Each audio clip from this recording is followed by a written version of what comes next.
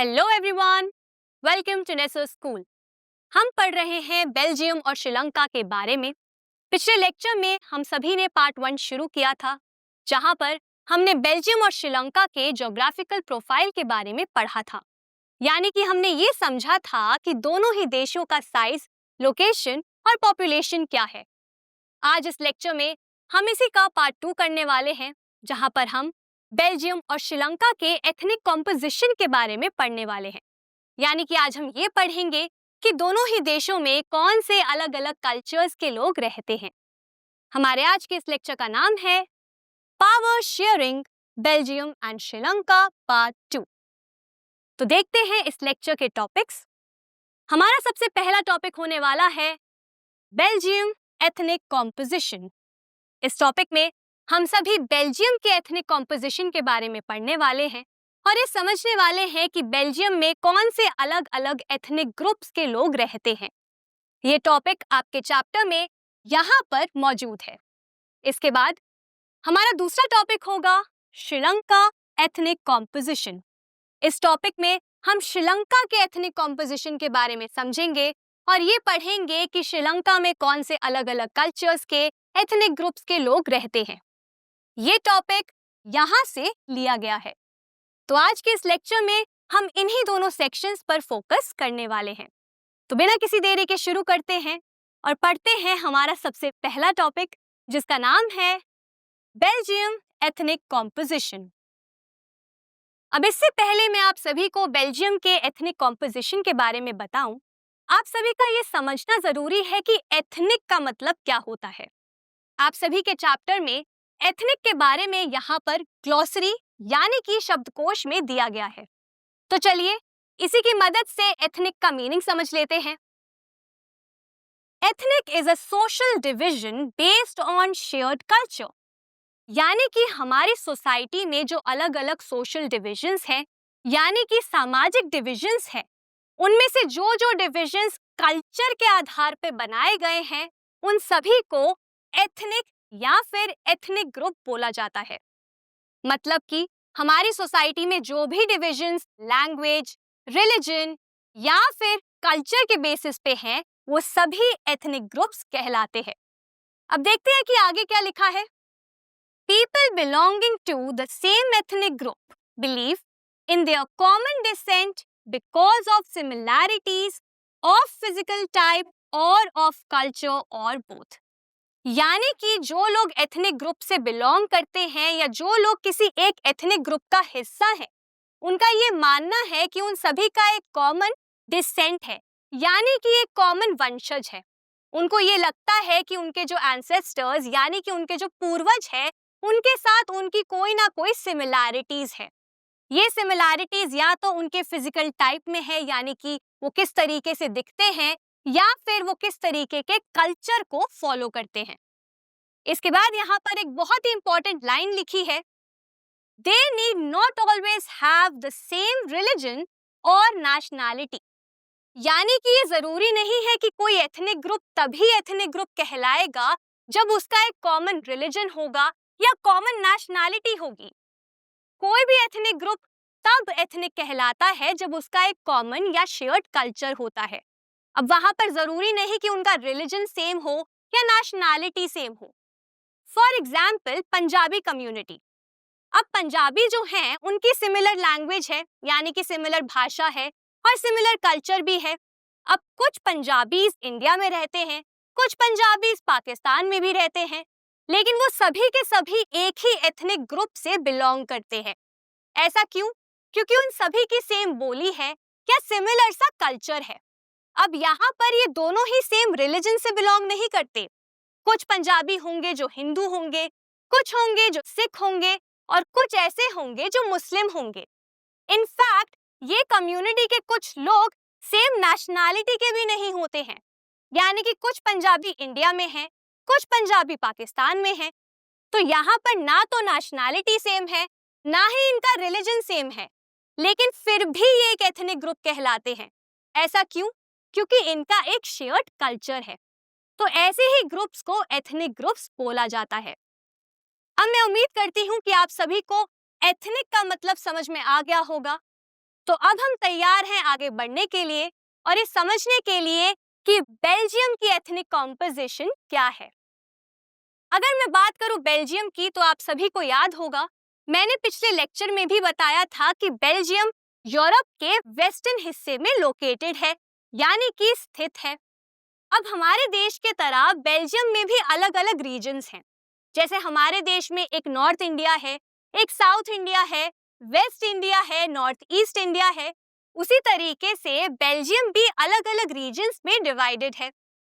अब अगर मैं बात करूं बेल्जियम की तो बेल्जियम लैंग्वेज के बेसिस पर डिवाइडेड है, यानी कि बेल्जियम में जो भी एथनिक ग्रुप्स हैं वो भाषा के आधार पर अलग अलग हैं, यानी कि डिवाइडेड हैं। तो देखते हैं कौन कौन से यहाँ पे एथनिक ग्रुप्स हैं जो कि लैंग्वेज के बेसिस पे हैं। सबसे पहले बात करते हैं इस रीजन की, यानी कि वलून रीजन की। वलून रीजन जैसे कि आप देख सकते हैं बेल्जियम के मैप में कि ये बेल्जियम के दक्षिण में यानी कि साउथ में लोकेटेड है और इस रीजन में ज्यादातर फ्रेंच स्पीकिंग लोग यानी कि फ्रेंच भाषा बोलने वाले लोग रहते हैं। तो बेल्जियम के साउथ में कौन है? फ्रेंच स्पीकिंग लोग। इनकी परसेंटेज क्या है? 40%। यानी कि बेल्जियम में 40% जो पॉपुलेशन है वो फ्रेंच भाषा बोलती है। अब बात करते हैं दूसरे रीजन की, यानी कि इस रीजन की जो पूरा येलो है, इस रीजन का नाम है फ्लेमिश रीजन। फ्लेमिश रीजन में ज्यादातर डच भाषा बोलने वाले लोग रहते हैं, यानी कि बेल्जियम में 59% पॉपुलेशन जो है वो डच भाषा बोलती है। तो बेल्जियम के नॉर्थ में यानी कि उत्तर की तरफ फ्लेमिश रीजन है जहां पर 59% लोग डच भाषा बोलते हैं। तो ये हो गए दो रीजन। अब यहाँ पर आप ईस्ट के तरफ जाएं यानी कि बेल्जियम के पूर्व के तरफ जाएं तो देख सकते हैं कि यहाँ पे अलग अलग ब्लू कलर की लाइंस बनी हुई हैं। ये है जर्मन स्पीकिंग लोगों की, यानी कि वलून रीजन में ईस्ट के तरफ जर्मन भाषा बोलने वाले लोग रहते हैं। इनकी परसेंटेज क्या है? 1%। अब चलते हैं बेल्जियम के तीसरे इंपॉर्टेंट रीजन के तरफ और ये रीजन है बेल्जियम का कैपिटल रीजन, यानी कि ब्रसेल्स। ब्रसेल्स की अगर हम बात करें तो यहाँ पर फ्रेंच और डच दोनों ही भाषा बोलने वाले लोग साथ में रहते हैं, लेकिन यहाँ पर थोड़ा सा उल्टा है। यहाँ पर फ्रेंच भाषा बोलने वाले लोग 80% हैं और डच बोलने वाले लोग 20% हैं। अब ये अलग क्यों है? अगर आप नोटिस करें तो कंट्री लेवल पर बेल्जियम में मेजॉरिटी में यानी कि ज्यादा संख्या में डच भाषा बोलने वाले लोग हैं जो कि 59% है और फ्रेंच वहां पर सिर्फ 40% है। लेकिन अगर हम बात करें ब्रसेल्स की जो वैसे फ्लेमिश रीजन में आता है यानी कि डच स्पीकिंग लोगों के रीजन में आता है, उसके बावजूद इस पर्टिकुलर रीजन में फ्रेंच लोग मेजॉरिटी में है और डच लोग माइनॉरिटी में हैं। तो बेल्जियम के बारे में हमें अभी तक क्या समझ में आया कि बेल्जियम 3 मेन रीजन्स में डिवाइडेड है, फ्लेमिश रीजन, वलून रीजन और ब्रसेल्स रीजन। कंट्री लेवल पर डच लोग सबसे ज्यादा है संख्या में यानी कि 59% और फ्रेंच लोग माइनॉरिटी में है यानी कि 40% और उनसे भी कम है 1% जर्मन बोलने वाले लोग। लेकिन तीसरे रीजन में यानी कि ब्रसेल्स में इसका उल्टा है, जहां पर फ्रेंच बोलने वाले लोग मेजॉरिटी में हैं और डच बोलने वाले लोग माइनॉरिटी में हैं। अब आप सभी सोच रहे होंगे कि आखिर बेल्जियम में ये 3 अलग अलग भाषा बोलने वाले लोग आखिर आए कैसे? इसका आंसर सिंपल सा है। अगर आप सभी को याद हो तो मैंने पिछले लेक्चर में आपको ये बताया था कि बेल्जियम अपने बॉर्डर्स को 4 कंट्रीज के साथ शेयर करता है। उन कंट्रीज के नाम क्या थे? France, Netherlands, Germany and Luxembourg.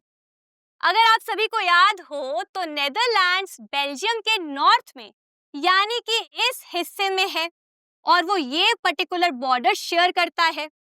और नेदरलैंड्स में सबसे ज्यादा कौन सी भाषा बोली जाती है? डच। सिमिलरली अगर हम इस हिस्से में आए तो ये वाला बेल्जियम का बॉर्डर फ्रांस के साथ शेयर्ड है और यहाँ पर कौन सी भाषा बोलने वाले लोग रहते हैं? फ्रेंच।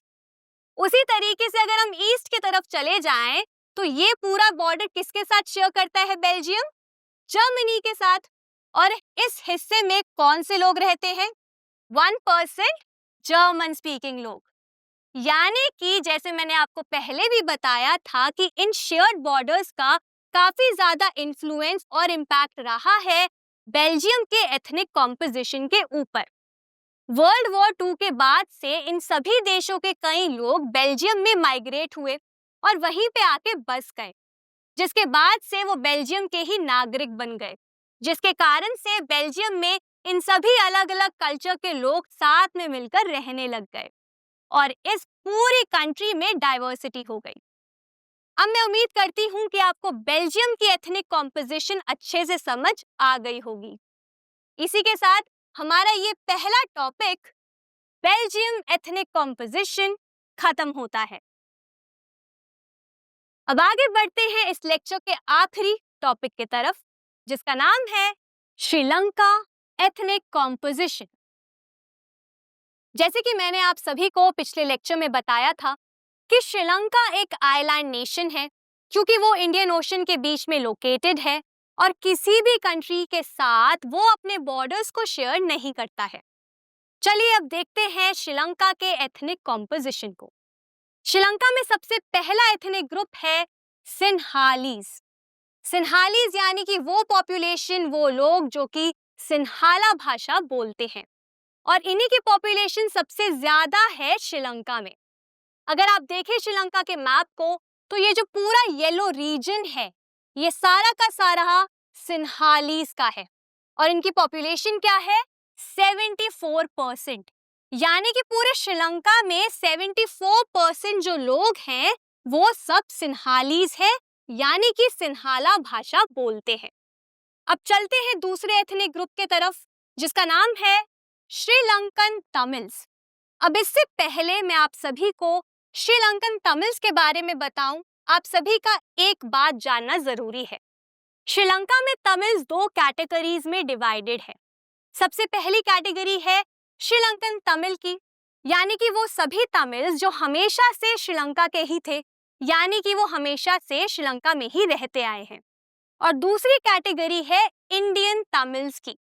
इंडियन तमिल्स वो सारे तमिल्स हैं जिनके फोरफादर्स यानी कि जिनके पूर्वज श्रीलंका में इंडिया से आए थे काम के लिए, और ये हुआ था कॉलोनियलिज्म के टाइम पर, जब काफी सारे इंडियंस जो थे वो श्रीलंका में आए थे टी प्लांटेशन के काम से, और उसके बाद वो श्रीलंका में ही बस गए और श्रीलंकन तमिल्स के साथ रहने लग गए। लेकिन आज भी जब वो श्रीलंका का एक हिस्सा बन चुके हैं, उसके बाद भी आज भी उन सभी को इंडियन तमिल्स के नाम से ही पहचाना जाता है।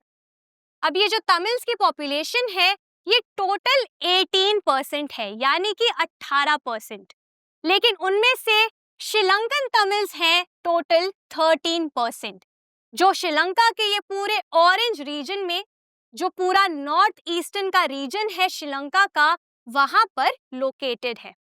बाकी के जो 5% है वो है इंडियन तमिल्स, जो कि ये पूरे रेड एरिया में यानी कि रेड रीजन में श्रीलंका के लोकेटेड है। तो यहाँ पर श्रीलंका में दो ही मेजर एथनिक ग्रुप्स हैं। सबसे पहले है सिन्हालीज, जो श्रीलंका में मेजॉरिटी में है यानी कि ज्यादा संख्या में है, और उसके बाद दूसरे हैं तमिल्स, जो टोटल 18% है, लेकिन उनमें से 13% है श्रीलंकन तमिल्स और 5% है इंडियन तमिल्स। ये है मेजर कॉम्पोजिशन श्रीलंका की।